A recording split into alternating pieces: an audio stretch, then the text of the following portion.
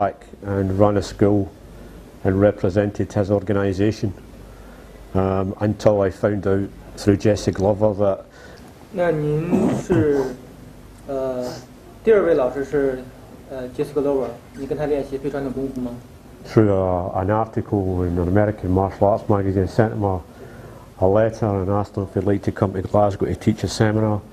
He asked me to call him. I called him, and then he asked me who I was studying under. I told him I had been studying under Gary Dill, who was a student of James Lee's, and he recommended that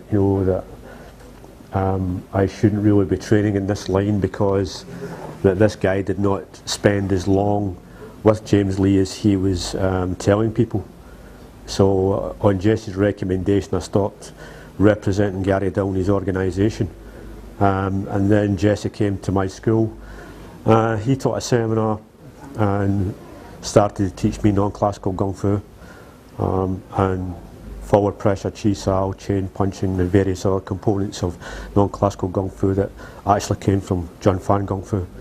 And then up until Jesse died, I was friendly with Jesse for maybe close to 20 years. He was my teacher and easily my best friend out of everybody that has taught me stuff that Bruce taught them. Also, Ted Wong was another teacher of mine, and I trained with Ted for maybe about, I would say maybe about 15 years, but I really couldn't be, it's not any less than 15 years, it could maybe be 16 or 17 years.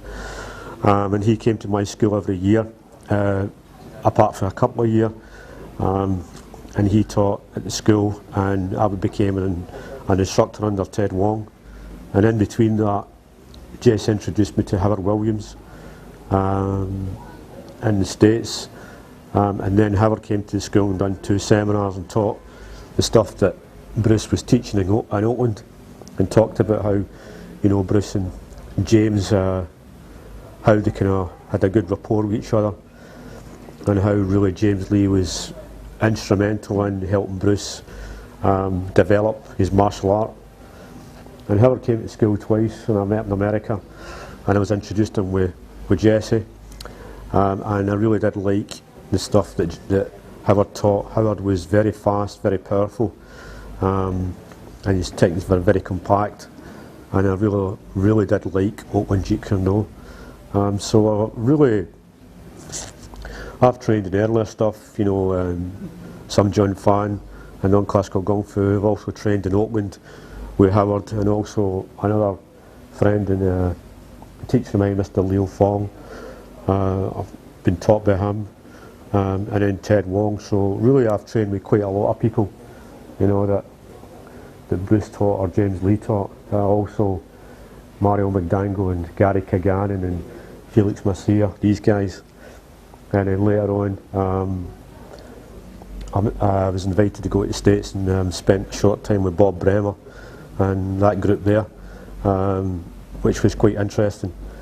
But so since 1974 really, and really developing Jeet Kune Do and refine it, and at this moment in time I'm travelling to different countries and teaching Jeet Kune Do to different groups that's under my direction, and trying our best to make sure that Jeet Kune Do is taught at a high standard and a high level, and the people that represent my organisation, Intercept and Fist organisation, and teach it to the best of their ability and the best of their understanding, the best of the teaching and guidance I've gave them. So the whole idea is to try and make sure that Jeet Kune Do is, how could you say, is well represented, because really Jeet Kune Do is not really well represented at this moment in time, and even in the past it's really been misrepresented, with a lot of things taught that really aren't in Jeet Kune Do, and a lot of things taught that Bruce would never have used.